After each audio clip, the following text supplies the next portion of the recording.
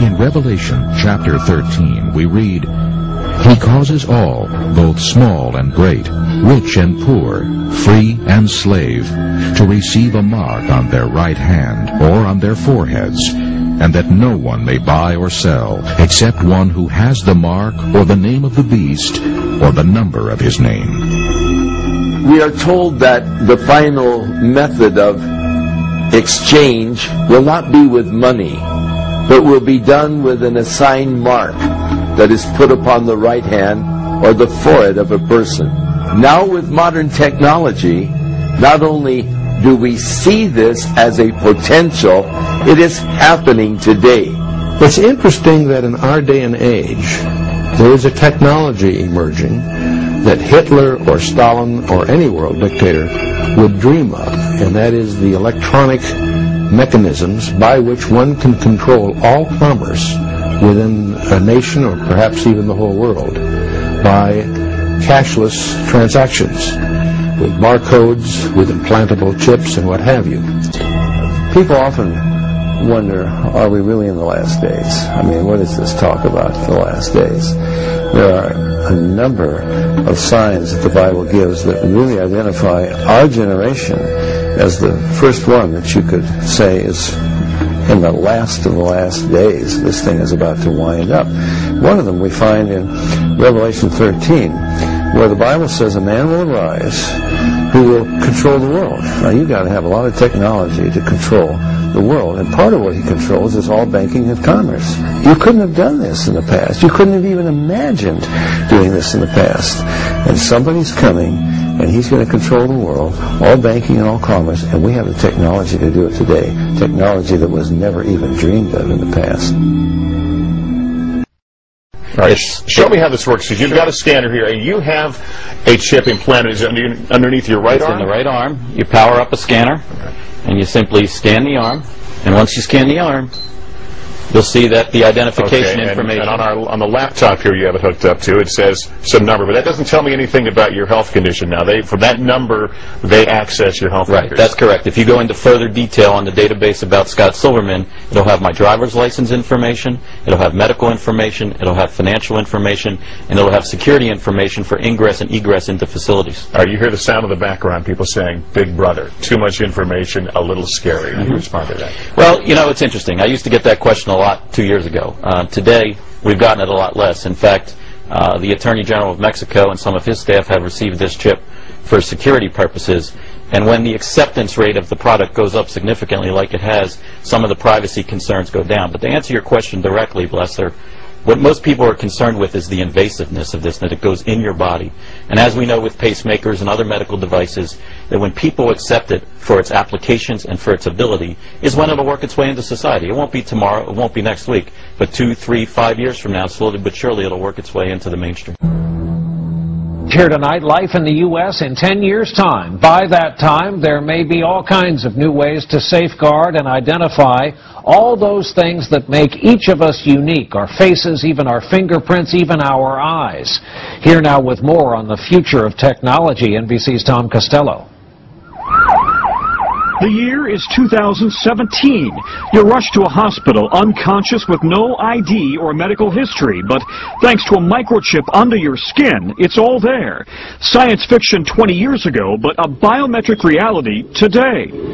The technology is based on answering one simple question: am I who I say I am? Already, fingerprints and iris scans verify passenger identities at airports.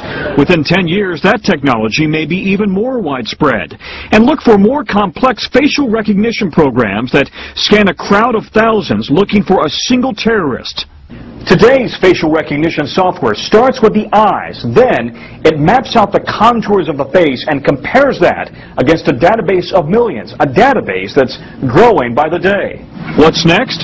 At the University of Bath in England, researchers predict big changes for consumers. I think it is possible to free us completely of our wallets and keys using biometric technology, if that's what people want in 10 years' time. In fact, it's already here. The latest home security locks use fingerprints to control deadbolts. And at the Jewel Osco grocery store in Chicago, some customers pay using their fingerprints.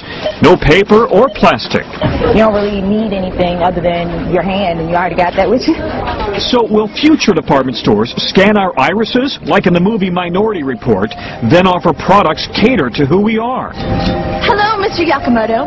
Welcome back to the Gas. Experts say that technology is here now. The challenge is to safeguard our privacy in a brave new world. Tom Costello, NBC News, Alexandria, Virginia. Finally from us this evening, technology on the cutting edge. We were interested today to hear that more than 100 law enforcement officials in Mexico are having microchips implanted in their arms. The chips allow a person to be scanned, sort of like a cereal box at the supermarket checkout. In Mexico, this will be one more tool in the fight against crime. Here's ABC's John McKenzie. You've seen it before, right out of Hollywood. It's maybe a little uncomfortable. A microchip inside the body. A hidden, high-tech identification tag. They're the access codes to your job spot. Now, Mexico's Attorney General and 160 of his deputies have had microchips implanted in their arms to control access to the country's new Criminal Investigation Center. For our family, we were really pioneers in a brave new world. They have volunteered to be the first ever to have microchip identification devices implanted into their body. After 9/11, I was really concerned with the security of my family. Today, aside from being promoted as a device that can save your life by storing all of your medical information in it, it is being promoted as the next generation tool for video gaming. Sega developer Yu Suzuki plans on developing gaming technology using implantable RFIDs. He states, people that have some sort of chips in their bodies, to be able to keep track of vital signs. So it doesn't have to be a scary thing, but you could put a sensor here. You know, a bit like the Matrix, as he points to his arm. It's not really something only in the future. Some people already have them, chips in their bodies. Suzuki is correct. It has never been easier to order a microchip online and implant it under your skin. Microchips implanted in your hand, arm, or shoulder is just the beginning.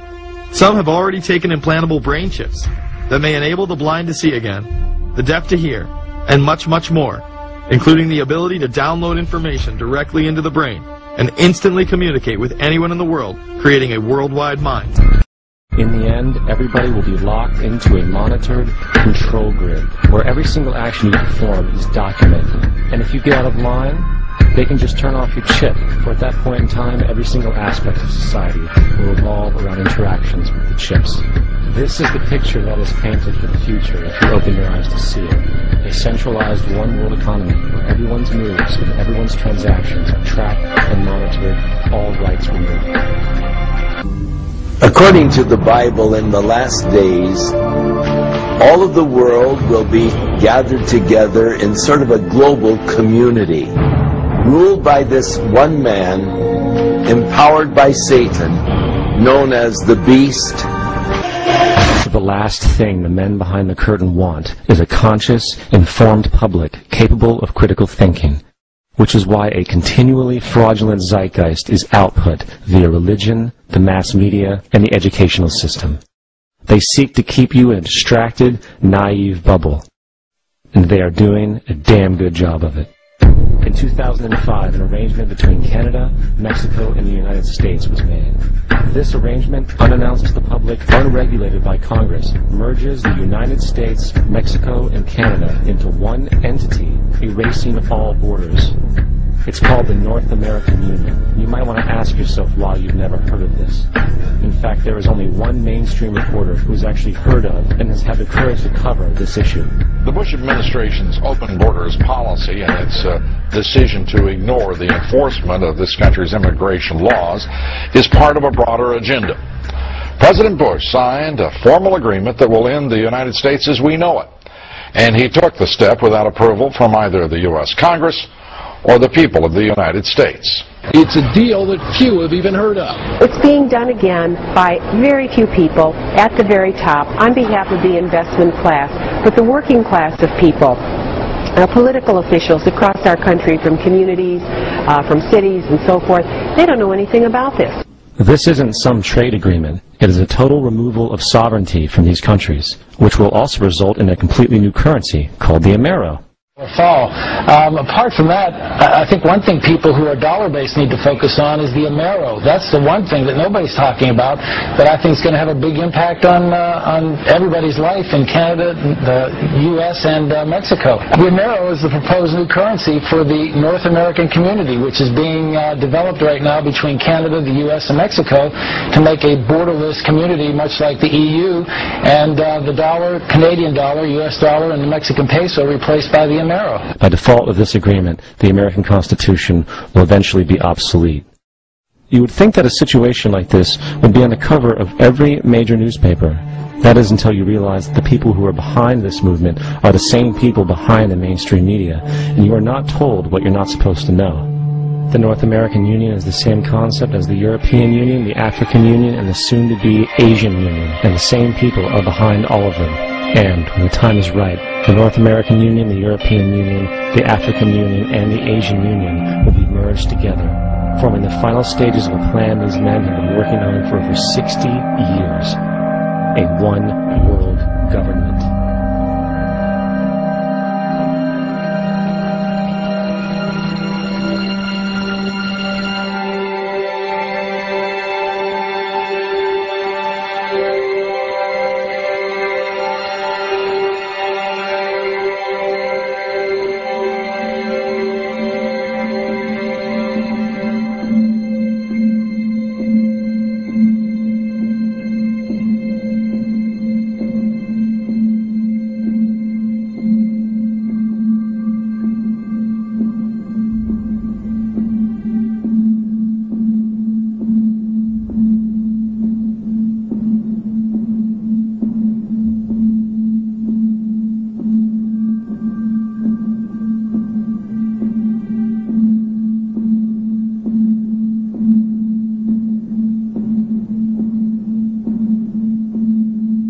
One bank, one army, one center of power.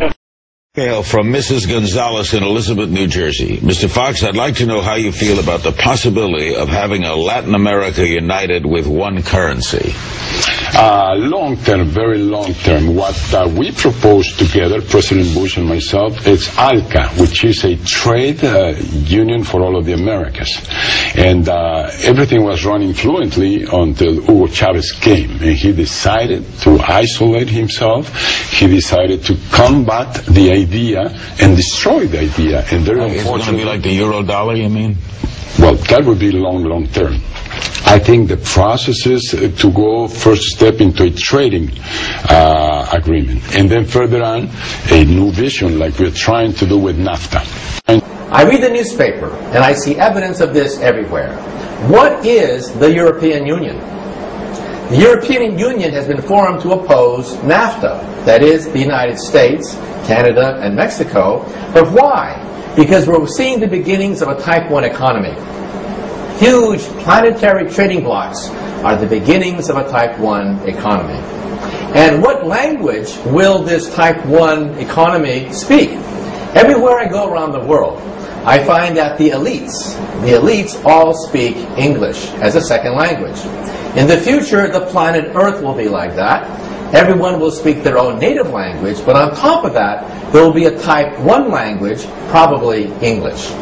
There's also going to be a Type 1 culture and a Type 1 political system. On the question of supranational currency, incidentally, I can probably have good news to you. In my pocket there is a supranational coin, which was a gift given to me.